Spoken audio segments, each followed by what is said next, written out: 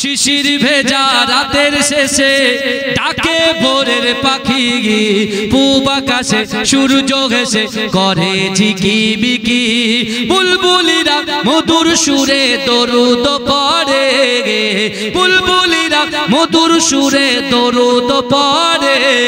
বিশ্ব নবী এলো আজি মা আমিনার কোলে। 3 বছর ধরে আল্লামা শিবলি নুমানী রহমাতুল্লাহ দেখছেন একটা ছেলে মায়ের সঙ্গে ব্যভিচার অত্যাচার করেছে, মাকে অত্যাচার করেছে, মাকে লাঞ্ছিত করে লাথি মেরে ফেলে মা ওর লাথিতে ইন্তেকাল করেছে। ও 3 বছর ধরে ওর দোয়া ক্ষমা হচ্ছে না, আর এ বলছে বাপকে মাকে ফেলে রেখে ওমরায় যাচ্ছে।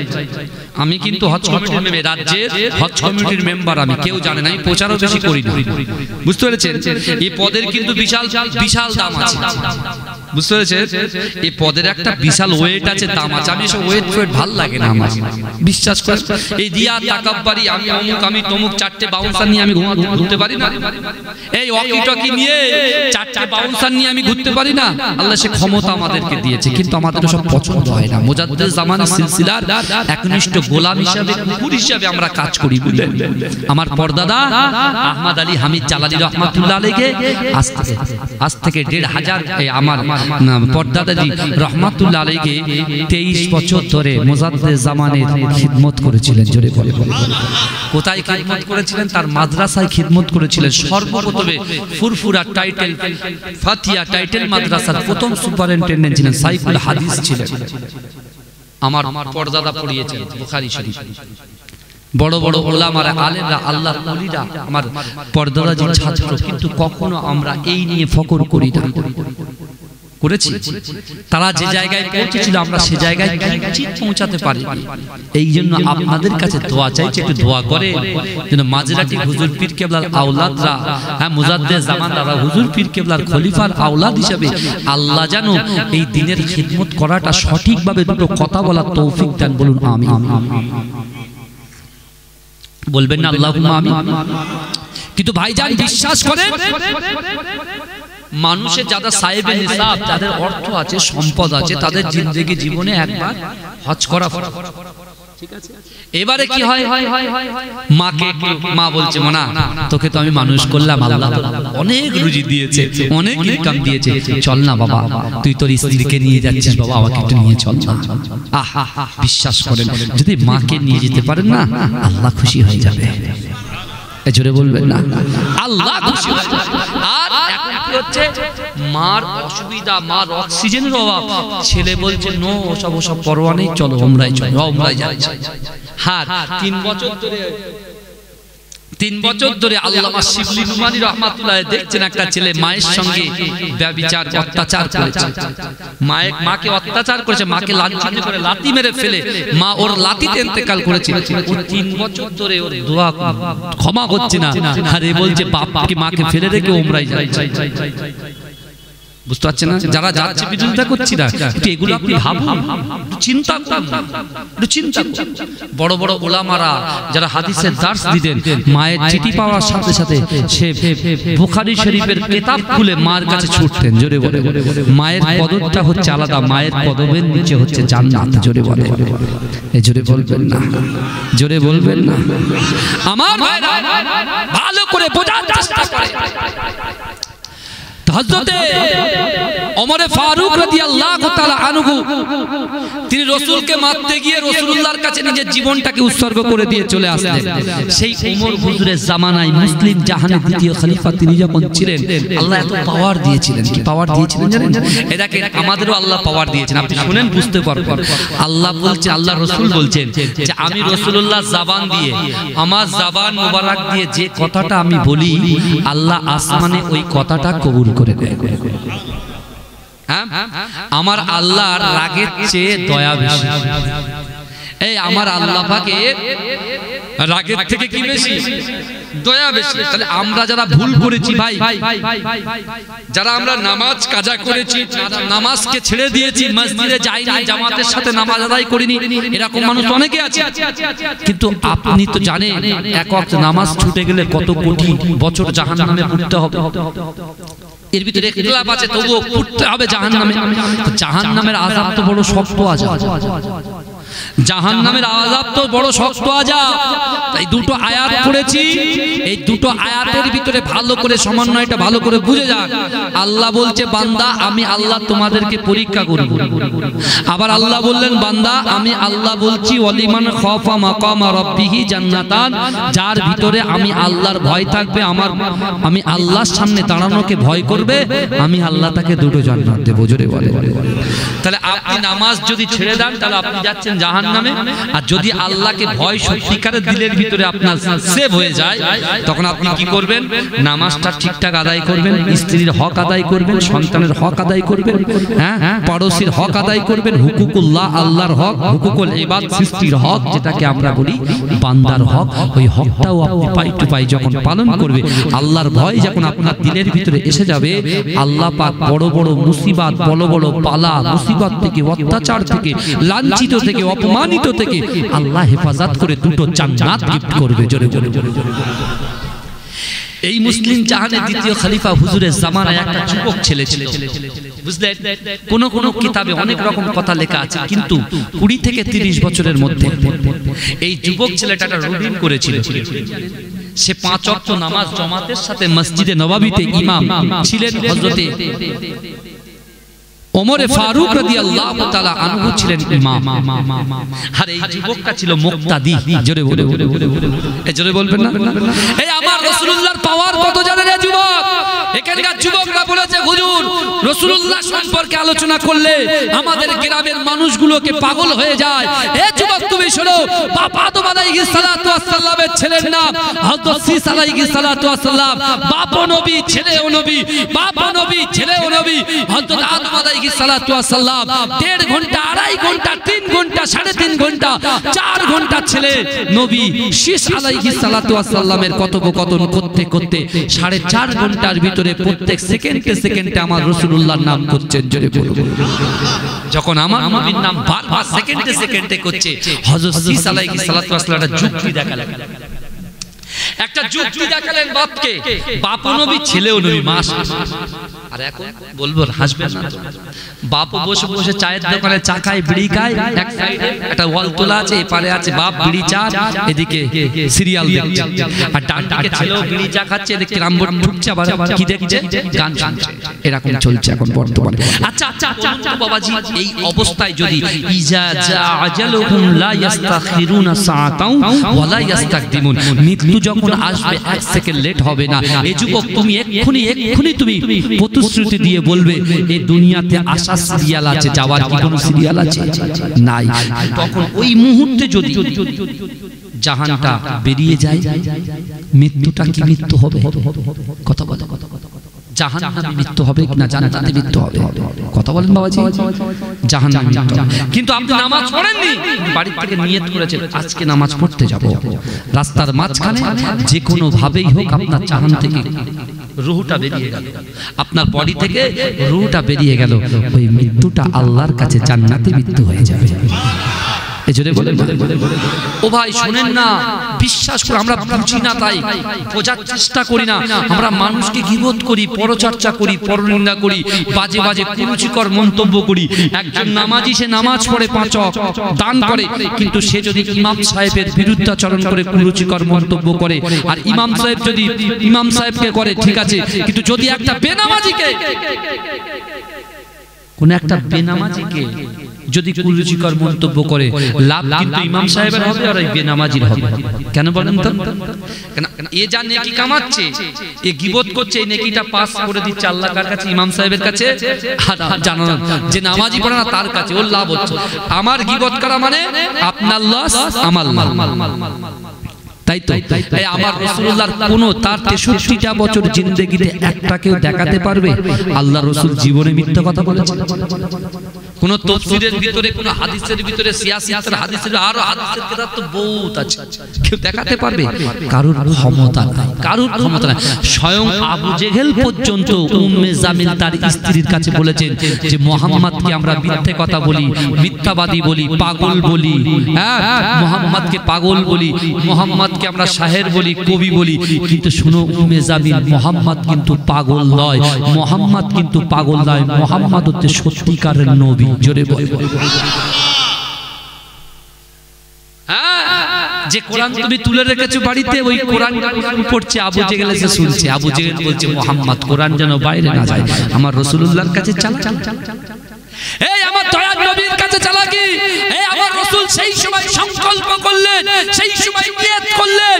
আর আবু জেহেল, আবুল আবুদুবা, শাইবা, শিবা, মুগিরাকে লক্ষ্য করে বলেছিলেন, এই জালিমেরা তোরা শোন, আজকে তোরা বলছিস কোরআনটা ঘরের মধ্যে সীমাবদ্ধ রাখতে, কিন্তু আমি রাসূলুল্লাহ আজ থেকে সংকল্পবদ্ধ হলাম, আজ থেকে ওয়াদা করলাম, আজ থেকে নিয়ত করলাম, এই কোরআনটাকে যতক্ষণ পর্যন্ত সারা বিশ্বের জমিনে ঘরে ঘরে আমি রাসূল এই কোরআনটাকে বন্টন করে দেব। জোরে বলেন, জোরে বলা যাবে না?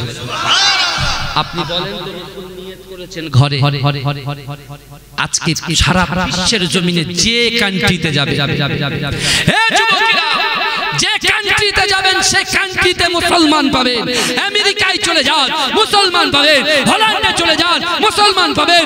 অস্ট্রেলিয়ায় চলে যান, মুসলমান পাবেন। সাউথ আফ্রিকায় চলে যান, মুসলমান পাবেন। জিম্বাবুতে চলে যান, মুসলমান পাবেন।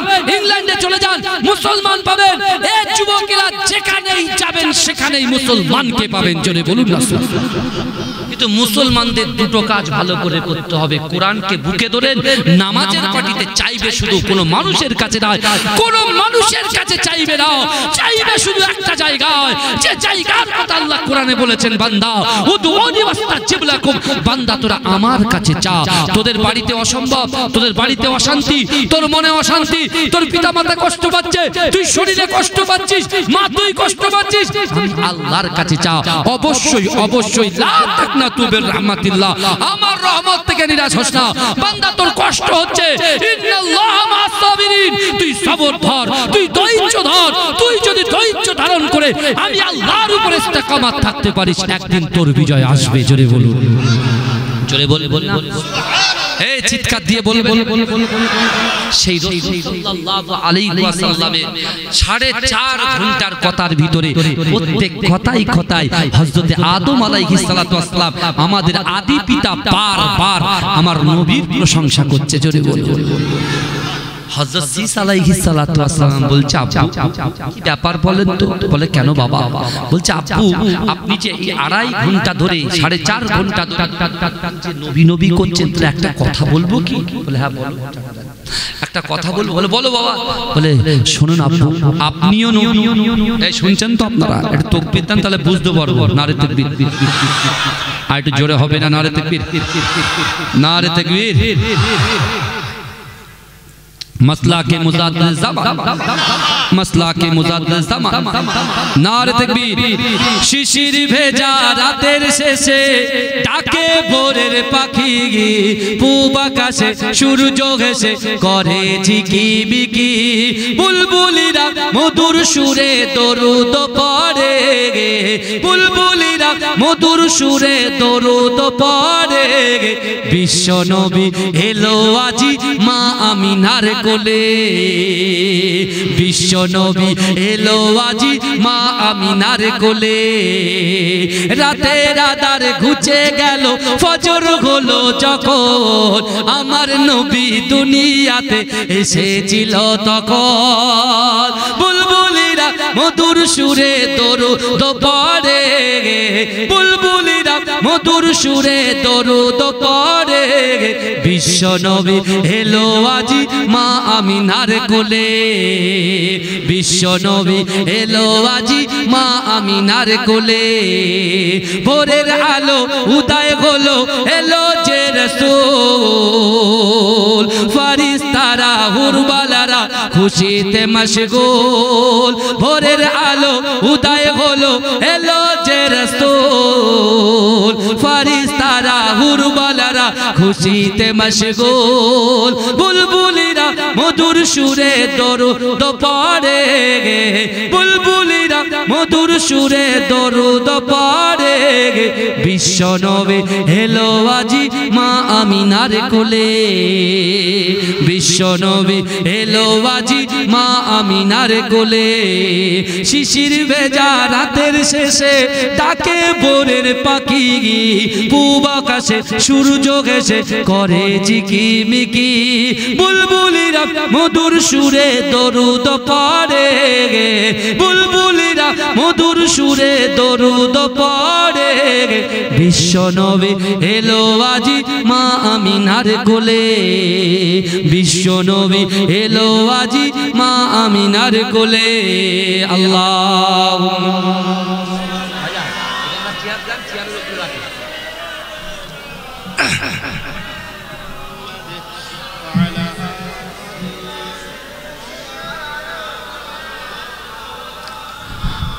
আমার বাপেরা ভাইরা বাবাজিরা মায়েরা বোনেরা ভালো করে বোঝার চেষ্টা করে আমার রাসূলুল্লাহর পাওয়ার শুনেন পাওয়ার আমার রাসূলুল্লাহর ইজ্জত সম্পর্কে এবারে শুনেন না ঠিক আছে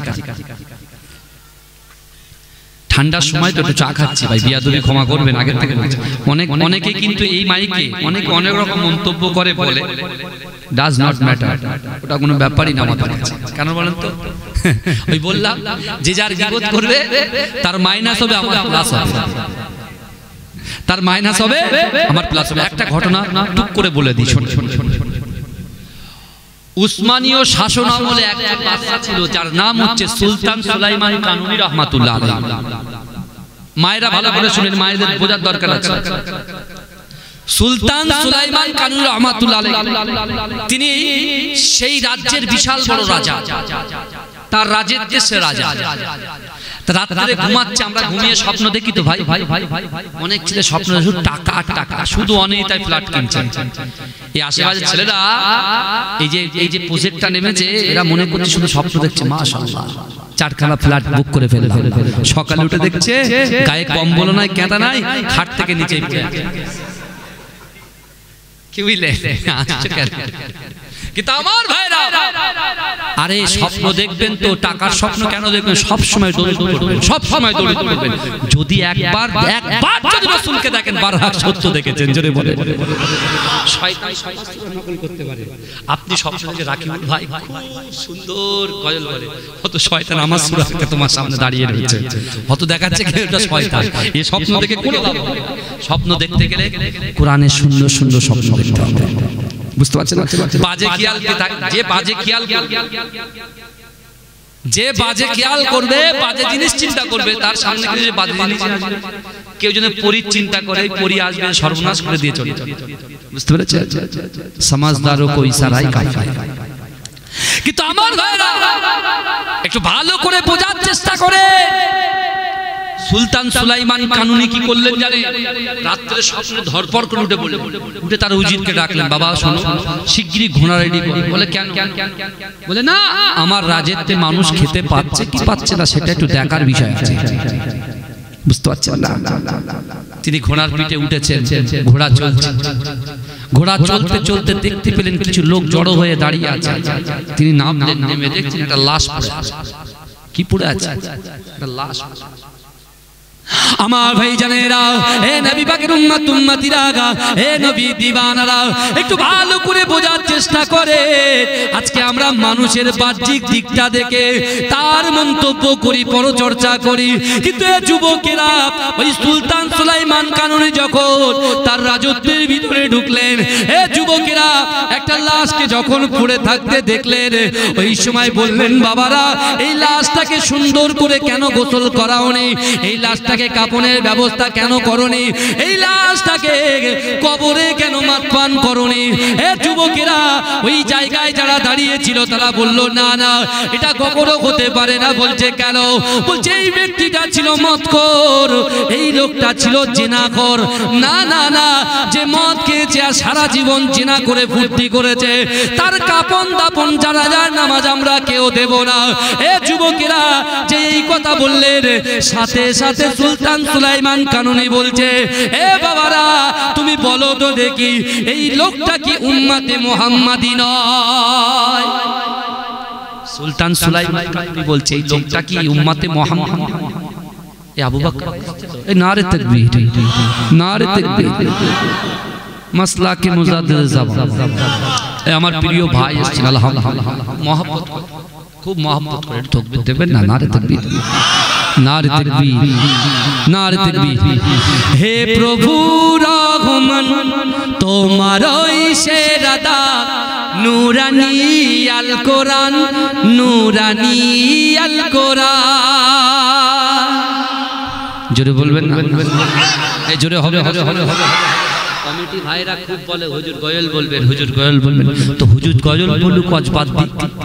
হুজুর কেনে ওয়াজ করবে হুজুর গজল বলবে তা ওটা হুজুর কত দিকে যাবে সব দিকে যেতে হবে তাহলে তোমাদেরও 5 ওয়াক্ত নামাজ পড়তে হবে ইনশাআল্লাহ ইনশাআল্লাহ অনেকে হাত তোলা এর বিরোধী আমি করি যদিও না পড়ে ঘাড়ে আমার তুই হাত তোলার চেষ্টা সব আমার ঘাড়ে হ্যাঁ বলে হুজুর খুব সাবধান বলে কেন বলে হুজুর এতে যাব কোথায় যাব বলে পার্টির একটা বিশাল বড় মিটিং আছে ভাই দেখ ভাই বোঝাচ্ছি দেখ ভাই সামনে যাচ্ছি যে কোনো মিনিট ঠিক করতে পারে হুজুর বলবেন কি যাবার আগে তো পিছনে চলে সামনে যাব কি পিছনে যাব বুঝতে পেরেছেন অত সহজ নয় যাই হোক আপনারা মিলেমিশে থাকবেন ভাই মিলেমিশে থাকবেন সবাই সবাই একে অপরের পরিপূরক আমরা হচ্ছে একে অপরের পরিপূরক বিশ্বাস করেন আপনি নামাজি নন আপনি ভোজদার রোজদার নন কিন্তু বিশ্বাস করেন আল্লাহ পাক রব্বুল আলামিন বান্দার বাহ্যিকটা দেখে বিচার করবে না আল্লাহ আভ্যন্তরীণটা দেখেই বিচার করবে জোরে বলো এ যুবক সুলতান সুলাইমান কানুনি কত সুন্দর করে কথাটা বললেন যে ইনি উম্মতে মুহাম্মদ নয় তখন সবাই মাথা হেট করে লজ্জাবোধ করলেন বলে চলো এর বাড়িতে নিয়ে চলো বাড়িতে নিয়ে যাও এই বাড়িতে নিয়ে গিয়ে জিজ্ঞাসা করছে তার স্ত্রী অঝরে কাঁদছে একটা কাটা মুরগিকে ছেড়ে দিলে যেমন কাঁদে স্ত্রী ছটছট করে কাঁদে সুলতান সুলাইমান কানুনি গিয়ে কাছে স্ত্রীর কাছে কাছাকাছি গিয়ে পদ্মার মাঝখানে গিয়ে বলছেন বলে মা আপনি তো খুশি হওয়ার কথা বলে আপনি তো খুশি হবেন আনন্দ করবেন কেন আপনার স্বামী তো মদ খায় আপনার স্বামী জিনা করে এটা ভালো জিনিস আপনি মারা গিয়েছে আপনি বেঁচে গেলেন বলছেন না এটা হতে পারে না আমার স্বামীর মতো ভালো মানুষ আমার লাইফে আমি দেখিনি জোরে বলুন কে বলছে স্ত্রী বলছে আমি কত বড় হুজুর আমাকে চেনে আমার ওয়াইফ কথা ঠিক না বলবো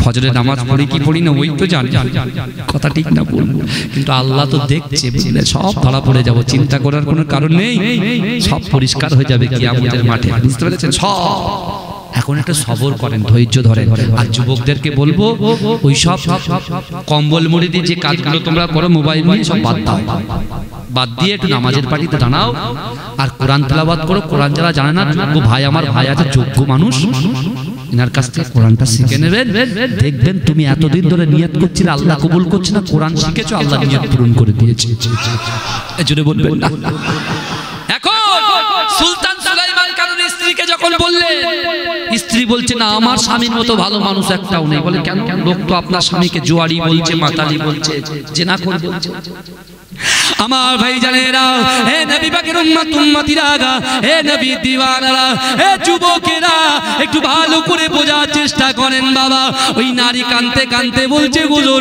না না না আমার স্বামী ভালো লোক ছিলেন আমার স্বামী খারাপ মানুষ ছিলেন না খারাপ ব্যক্তি ছিলেন না বলছে কেন কেন তোমার স্বামী তো মদের দোকানে গিয়ে মদ কিনতো বলছে হ্যাঁ আমার স্বামী মদের দোকানে গিয়ে মদটা কিনে নিয়ে আমার ঘরের মধ্যে প্রবেশ করত ঘরের মধ্যে এসে ঘরের দরজা বন্ধ করত জানালা বন্ধ করে দিয়ে আমাদের ঘরের ভিতরে একটা বড় গাড্ডা আছে ওই গাড্ডার ভিতরে আমি স্ত্রীকে ডেকে নিয়ে আমার স্বামী তার মদটাকে ঢেলে ওই গাড্ডাটা ভরিয়ে দিত ওই মদ নিজে না খেয়ে গাড্ডার ভিতরে মদটাকে ফেলে দিয়ে আমি স্ত্রী আমাকে দিকে কাঁদতে কাঁদতে বলে ও আমার স্ত্রী রে শোনো শোনো না না না আমি আল্লাহর উপরে ভরসা করি আল্লাহর উপরে তাওয়াক্কাল করি আল্লাহকে ভয় করে ও আমার স্ত্রী আপনি কে জানেন আমি আমার নিজের টাকা খরচা করি আমার ছেলে নাই সন্তান নাই কেউ নাই কিন্তু না না না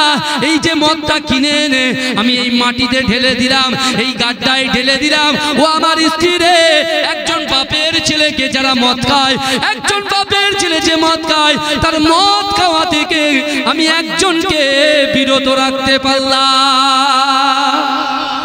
জোরে বলে এই মদটা যদি আমি না কিনে আনতাম অন্য একজন এসে কিনে খেয়ে নিত, অর্থাৎ আমি নিয়ে এসে আমি মদটা ওই গাড্ডায় ফেলে দিলাম, অর্থাৎ একজনকে আমি গুনাহ থেকে বাঁচিয়ে দিলাম। জোরে জোরে বলবেন না? স্ত্রী ঝরঝর করে কাঁদে, সুলতান সুলাইমান কানুনীকে এমন করে বলতে থাকে, না না না, আমার স্ত্রী কাঁদতে কাঁদতে বলে আমার স্বামী এমন করে পতিতলায় যায় যেখানে জেনা ব্যভিচার হয়, ওই জায়গায় গিয়ে আমার স্বামী নিজের অর্থগুলো, নিজের টাকা পয়সাগুলো, যে স্ত্রীটা যে মেয়েটা ব্যভিচারের ভিতরে লিপ্ত হয় তার হাতে গিয়ে টাকাটা দিয়ে বলে, মা তুই ব্যভিচারী করিস না, মা তুই জিনা করিস না, জিনা করা কবিরা গুনাহ মহাপাপ। এ যুবকেরা, এ নবী পাকের উম্মতিরা, ওই স্ত্রী বলছে স্বামী আমার বাড়িতে এসে আমার হাত ধরে আমার পাশে বসিয়ে বলছে, আমার স্ত্রী একজন বাপের সন্তানের জিনা করার থেকে, ওই গুনাহ থেকে আমি বিরত রাখতে পারলাম। এ যুবকেরা, এ নবী পাকের উম্মতিরা, সুলতান সুলাইমান কানুনী যে ওই রাজ্যের বাদশা, সেই স্ত্রী কিন্তু জানে না। স্ত্রী কাঁদতে কাঁদতে বলেছিলেন, আমি আমার স্বামীকে বলেছিলাম, ও আমার স্বামী রে, না না, আপনি প্রকাশ্যে মদের দোকানে যাচ্ছেন, প্রকাশ্যে আপনি পতিতালয়ে যাচ্ছেন, মানুষ আপনাকে দেখছে, খারাপ বলছে, কিন্তু আপনি যখন ইন্তেকাল করবেন, আল্লাহ কোরআনে বলেছে কুল্লু নাফসিন যায়িকাতুল মাউত, প্রত্যেক মানুষকে মৃত্যুর শ্বাস গ্রহণ করতে হবে। আপনি কোরআনে বলেছে, আল্লাহ কোরআনে বলেছেন ওয়াজাআত সাকরাতুল মাউত বিল হক, মৃত্যুর যন্ত্রণা সত্য।